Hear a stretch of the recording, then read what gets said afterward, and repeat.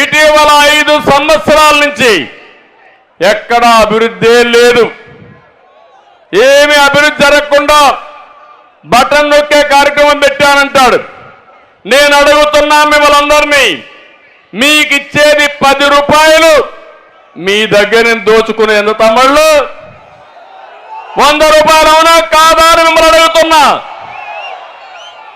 ఏంటి దోపిడీ? ఒక సుపరిపాలన అంటే ప్రజలకు ఖర్చులు తగ్గించి ఆదాయాన్ని పెంచి జీవన ప్రమాణాలు పెంచగలిగితే అది సుపరిపాలన. ఇది సుపరిపాలన కాదు. మీరు ఒకసారి గుర్తుపెట్టుకోండి, 25 సంవత్సరాల కంటే ముందు నేను ఐటీని ప్రమోట్ చేశా, ఒక విజన్ ఇచ్చా దూరదృష్టితో.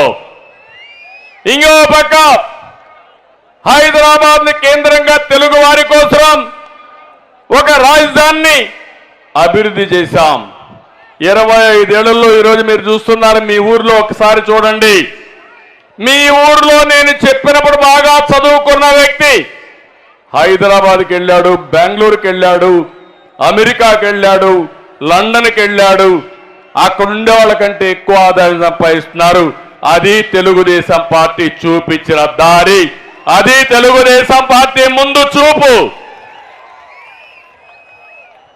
అభివృద్ధి జరగాలంటే శ్రద్ధ పెట్టాలి. అభివృద్ధి జరిగితే సంపద సృష్టించబడుతుంది. ఆ సంపద వల్ల ఆదాయం పెరుగుతుంది. ఆ ఆదాయాన్ని సంక్షేమ కార్యక్రమాలకు పెడితే ప్రజలకు న్యాయం జరుగుతుంది. ఈరోజు అన్నీ పోయే పరిస్థితికి వచ్చాయి. ఈరోజు ఈ ప్రభుత్వానికి సంపద సృష్టించడం తెలియదు. అదే మరికి ఈ పిల్లలకు ఉద్యోగాలు ఇవ్వడం తెలియదు. ఇక్కడ ఉన్నారు మా తమ్ముళ్ళు, ఎంత హుషారుగా ఉన్నారో చూశాను. మొత్తం ఎక్కడ చూసినా యువతే. నేను ఒకటే యువతను కోరుతున్నా, జాబ్ క్యాలెండర్ వచ్చిందా తమ్ముళ్ళు అని మిమ్మల్ని అడుగుతున్నా. డిఎస్సి పెట్టారా అని మిమ్మల్ని అడుగుతున్నా. ఇండస్ట్రీ పెట్టుబడులు వచ్చాయని మిమ్మల్ని అడుగుతున్నా. ఏ ఒక్కరికైనా ఒక ఉద్యోగం వచ్చిందా అని మిమ్మల్ని అడుగుతున్నా. ఈ రోజు జాతీయ స్థాయిలో ఒక సర్వే జరిగింది. ఎక్కువ నిరుద్యోగులుండే రాష్ట్రం ఆంధ్రప్రదేశ్ రాష్ట్రం. ఒకప్పుడు ఎక్కువ ఉద్యోగాలు ఇచ్చే రాష్ట్రం ఆంధ్రప్రదేశ్ రాష్ట్రం. మళ్ళీ జాబు కావాలంటే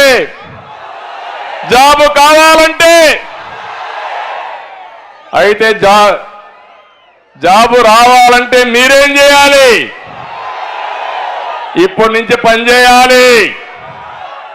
ఇంకో పక్క 2014లో నేను అదే ఆలోచించాను. నేను ఒక విజన్ మళ్ళా తయారు చేశాను. 2029కి భారతదేశంలో నెంబర్ 1 రాష్ట్రం కావాలని ప్రణాళికలు తయారు చేశాను. అమరావతి, పోలవరం పెట్టుబడులు 16 లక్షల కోట్ల రూపాయలు పెట్టుబడులు తీసుకొచ్చాం. మన రాష్ట్రానికి తీర ప్రాంతం ఉంది, సముద్రం ఉంది. ఇక్కడ కానీ ఇండస్ట్రీస్ పెడితే బ్రహ్మాండంగా ఉద్యోగాలు వస్తాయి. మ్యానుఫ్యాక్చరింగ్ హబ్గా తయారు చేయొచ్చని ప్రణాళికలు తయారు చేశాను. నా ఆలోచనలన్నీ 2019లో మీరందరూ కూడా ఆలోచించారు. ఏదో ఒక్క ఛాన్స్ అన్నాడు, మాయలో పడ్డారు. ఇప్పుడే ఉద్యోగస్తులు వచ్చారు నా దగ్గరికి. సార్ మేము మోసపోయాం సార్ అన్నారు. మీరు మోసపోయారు. ప్రజలకు ముద్దులు పెట్టాడు, అందరూ ఓట్లేశారు. ఇప్పుడు ప్రతి ఒక్కరిని పిడి గుద్దులు గుర్తున్నాడు. అందరినీ ఇబ్బంది పెట్టే పరిస్థితికి వచ్చాడు. మీకే కాదు, మనం చేసుకున్న పనికి మేము కూడా బాధ్యతలే అని చెప్పాను నేను.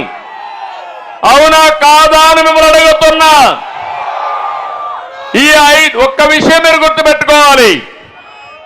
ఒక వ్యక్తి చెడు వ్యక్తి అయితే, కుటుంబ పెద్ద అయితే ఆ కుటుంబం నాశనం అయిపోతుంది. మా చెల్లెమ్మ చెప్తా నాశనం అయిపోతుంది.